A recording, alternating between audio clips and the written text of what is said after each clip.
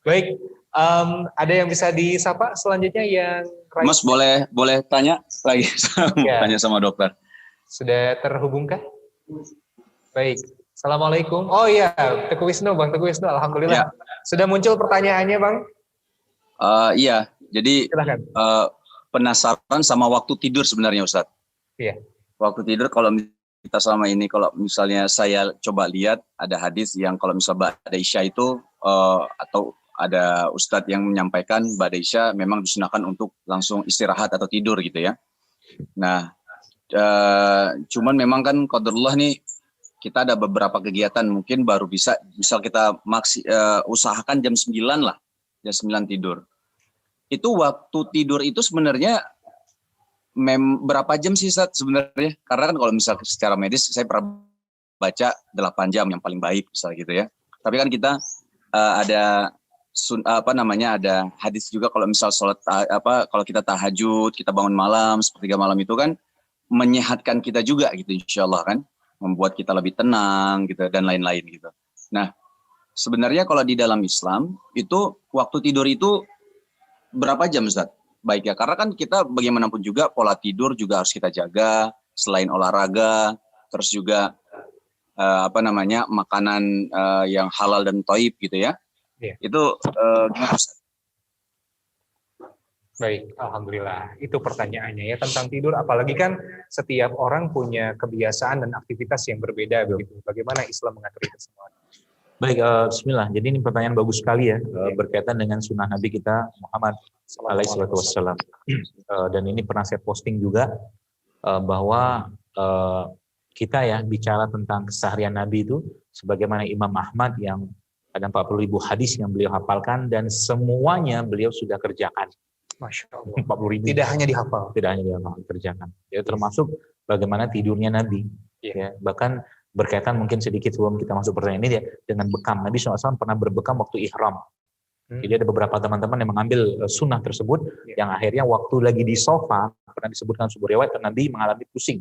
Akhirnya berbekam di situ. Cuman saya nggak tahu nih, apakah memungkinkan berbekam di daerah sofa Marwah itu. Ya, minimal ngambil satu kop gitu kan, bekam gitu, ambil bekas sunnahnya. Seperti itu.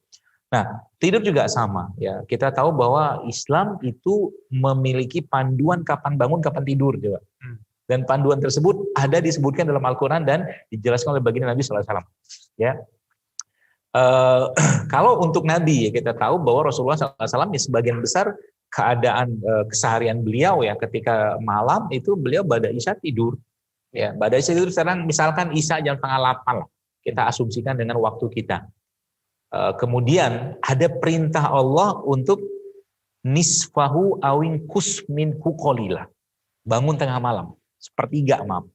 Ya, setengah malam gitu kan. Nah, kalau kita ambil di situ maka 7:30 isya, 7:30, 7:30, 7:30, 7:30, 7:30, 7:30 atau 7:30 lah. Nabi berarti bangun itu di situ tuh.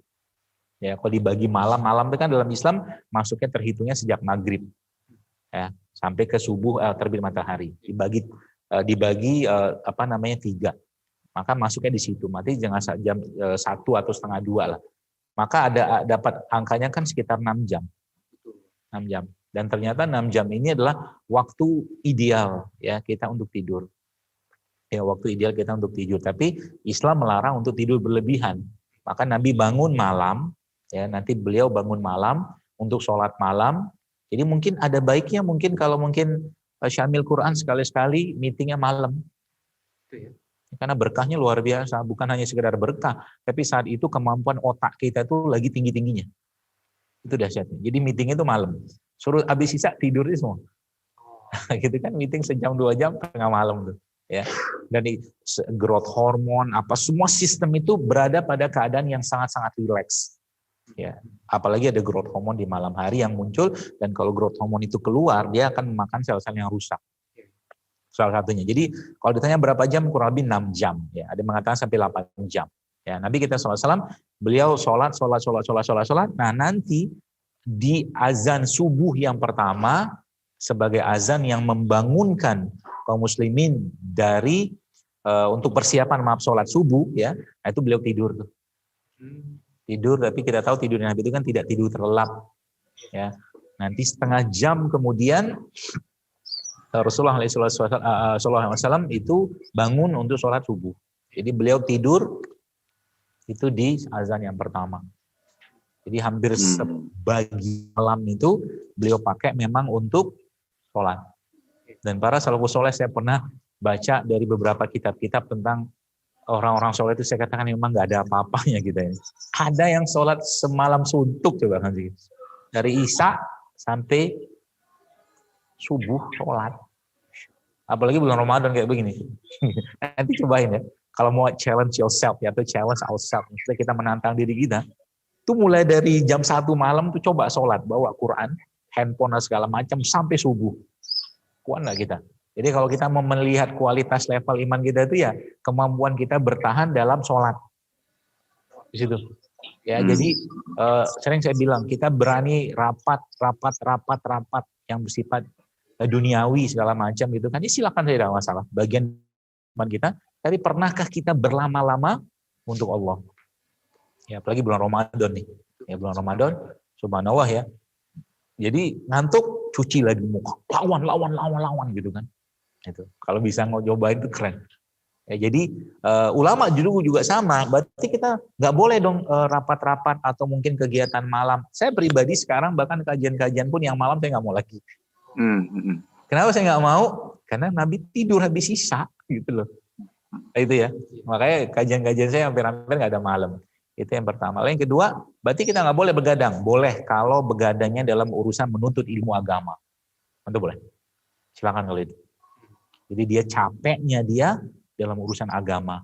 Baca kitab, baca Quran, silakan. Tapi yang sifatnya ya dunia-dunia dengan angka-angka hitungan, saya kira mungkin sudah saatnya itu dialihkan, ya dipindahkan mungkin ke waktu siangnya atau sekalian pindah ke malam, ya tempat tidur. Jadi ya begitu. Makanya beberapa yang mahasiswa atau apa saya katakan, kenapa nggak mencoba tidur aja habis Isya? 12 biasanya dok. Tidak mungkin. Kalau orang sudah niatnya mau sholat malam, pasti dibangunkan Allah. Tergantung niat kita tidur. Nah, makanya Nabi Rasulullah SAW kan mengatakan bahwa Qailullah lah kalian, tidurlah siang kalian, karena tidur siang itu akan menguatkan kalian untuk bangun.